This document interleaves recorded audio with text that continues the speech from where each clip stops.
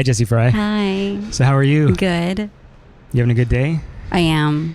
Okay, so let's fucking hop right into this, man. This is a fun tour you're on. Yep. And oh my gosh. originally, the plan wasn't to do the Canadian dates, right? And the Brooklyn and where else was it? I'm sorry, Boston. Right. It was supposed to just be Cleveland and Chicago. So how last minute was the whole fucking thing? Very. Well, I mean, it was like probably June 4th, I think I found out that I was going to do the rest of it. So pretty last minute. Yeah. Yeah. That's cool. So they like keep you on your toes? I don't know why this is the symbol for toes, but it was more of just like I'd wanted to do the whole thing anyway, and it's such a good fit and it makes so much sense, and it was kind of like there's just no way you're going to say no to this. I'm a go-getter, so if something awesome presents itself, I'm going to make it happen. Yeah. So how much prep did you do for this? Well, you prepare in a lot of different ways. You know, you prepare mentally, physically. I'm doing a totally different set than I normally do because typically I'm with a rock band. I don't perform with tracks only. Right. So this is the first time I've ever performed with tracks, and that's not ideal, obviously. But in this day and age, it's really hard to bring out a shitload of people on tour. Yeah. And they needed something simple for an opener. And so that was an adjustment for me to get a set together like that. But I don't think anything is lacking in that sense on stage when I'm performing. And then, I teach voice and piano, so had to rearrange some stuff in my personal private life and stuff like that. So between the last time you and I spoke, which was only like when we were recording this, a few months ago. Yeah. So since then, you put out a single, the track Angel. Yeah. Which you had like a video for and stuff, and that was fun. Thank you. Did you like it? Yeah, no, it was fun. Who's that sax guy? Sylvester Jones, but you call him Silver. Okay. And he's the most real deal ever. I like the idea because there is a sax solo in the song, and then during that moment, he just sort of shows up at the fucking fountain. And that's how it needed to be, I feel like. We're really good friends. Sure. And we've worked together for a long time. And I just thought, visually, he's such an amazing performer that having him in the video was an important thing to me. Yeah. Yeah, having that energy come across was really important.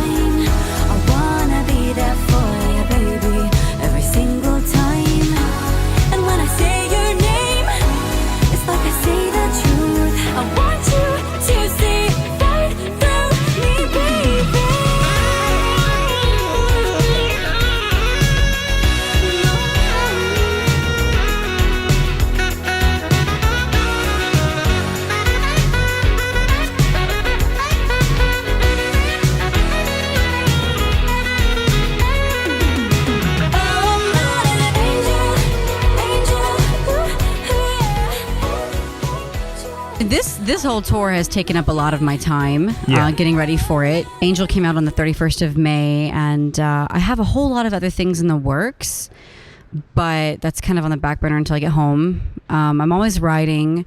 I'm supposed to be coming out with an EP soon, but other shit keeps popping up and getting in the way. So there's always going to be new shit coming. It just might take a little bit longer than I'd like it to. So what are all these tattoos about?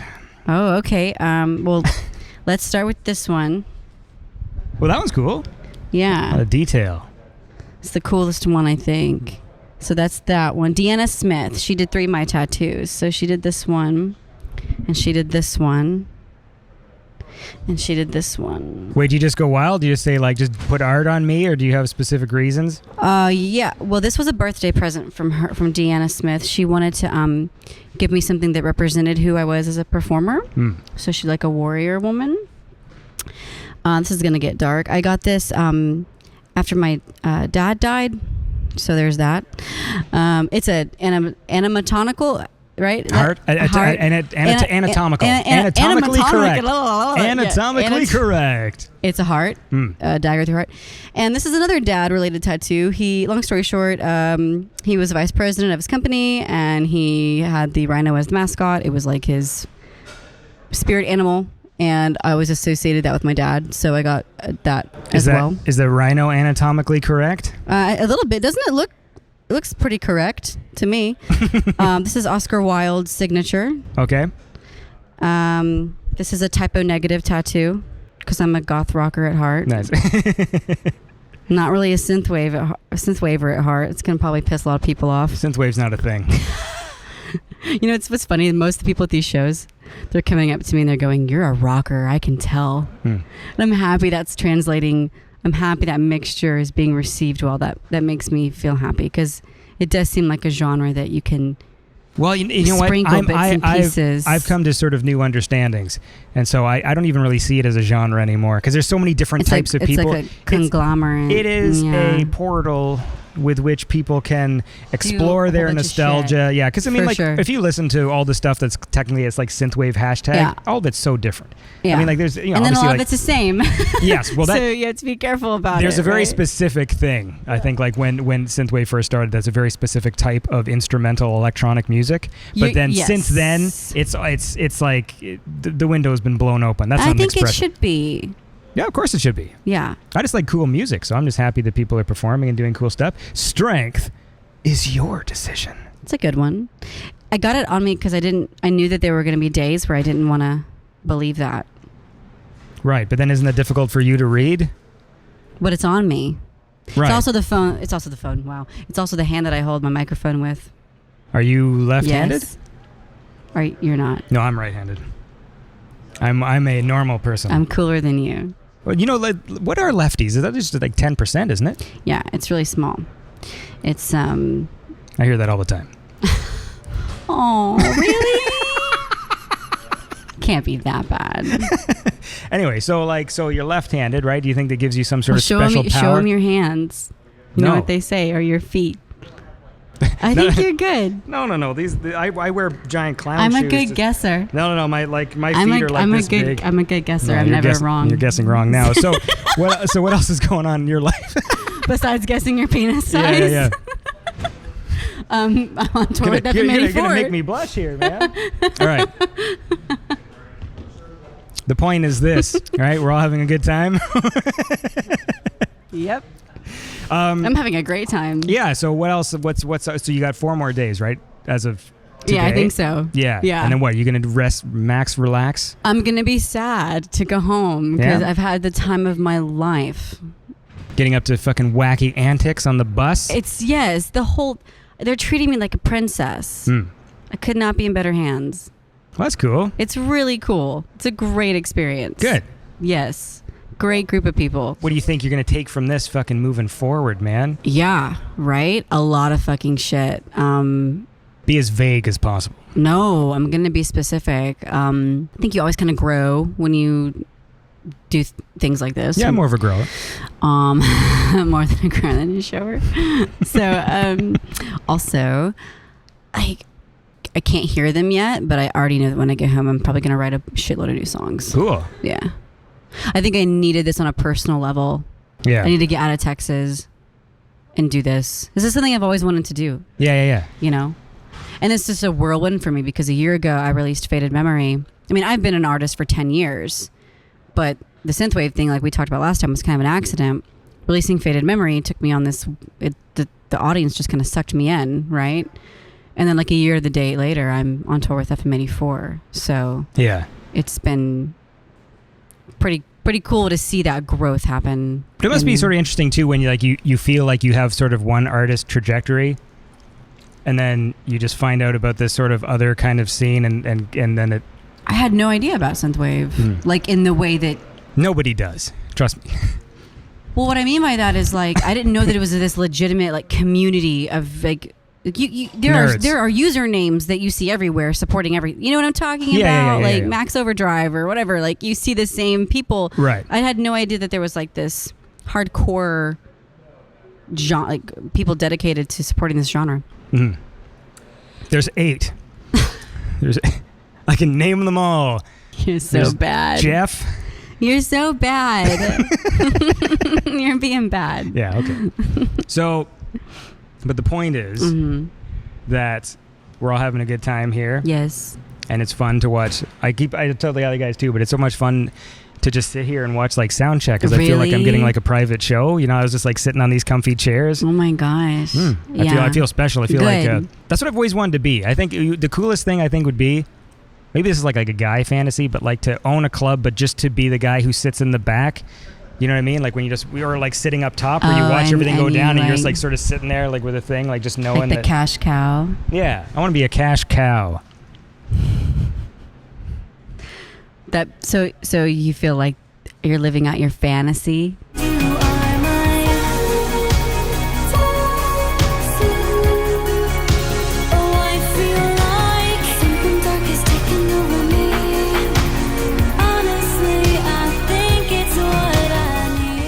I like that track.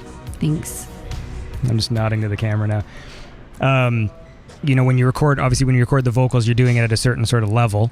And then you go and perform them live. Do you have to pitch yourself down or pitch yourself up? No, I keep I keep all my tracks in the key that they're written in. It's hard sometimes because songs like Angel are deceptively hard. My register as a vocalist is my sweet spot is very specific, so I have to work harder to keep my upper range in check. Okay. And you can hear I have a deeper speaking voice, you know. So songs like Angel and even parts of Faded Memory, I've had to really create that muscle memory. And once it's there, but sometimes I'm like, damn it, why the fuck did I write such a hard song? But actually, Ollie Ride did co-writing with Angel on me. Yeah. With me. So he did the chorus. So that whole chorus section, the hard part, it's his fault. Yeah. So I'm like, damn it, why did I write such a... I didn't write such a hard chorus. Ollie Ride wrote a fucking hard chorus. When you do Angel, do you do like the mouth saxophone? Like do you go up there and go What like, I do is I get a blow up saxophone. I wish you did. And I just twirl around with it. Is it wrong that I want that to be the true story? It's not the true story. You'll see. I just dance. As long as I've been performing, you still kind of get nervous before you go on. And then as soon as you step off, you're like, that was so awesome. Why do I get nervous every single time? Especially when, you know, you're in the groove of it. We're on like our 4th or 5th show of the tour. And for me, like I said before, it was a newer experience doing it with tracks. I'm actually kind of really liking the ease of doing it with just tracks. Sure. I mean, there's a lot of people cringing out there when I say that, but man, when you're out on the road and you're living out of a suitcase, yeah, being able to just press space bar. And I also think it depends on the production of the tracks too. How big's that suitcase? Not that big. Yeah. I don't like to travel really heavy. I'm kind of a tomboy. Do you got like a cowboy hats in there? Really? I don't know anything about tomboys. That wasn't even a Texas thing. That was a tomboy thing. That was the Texas thing. Are you from Texas? You know that. Now I'm yes. I'm trying to take the power back. I'm from Texas. In this interview, I feel like you took control of my heart. You see, and so now I have to like. What was that? Is that Canadian? My heart. From heart.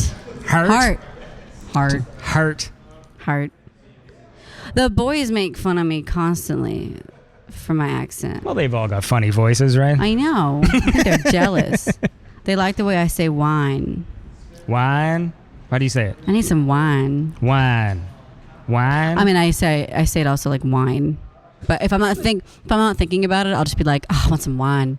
Sometimes there is some fun though when you know you have an accent to people and accentuate it. I feel like mine comes out when I'm tired, or if I've been drinking, or if I'm really mad about something or passionate about something. That's when it really comes out. So we're gonna see all fucking 3 of these, eh? You're gonna see all fucking 3 of them, eh?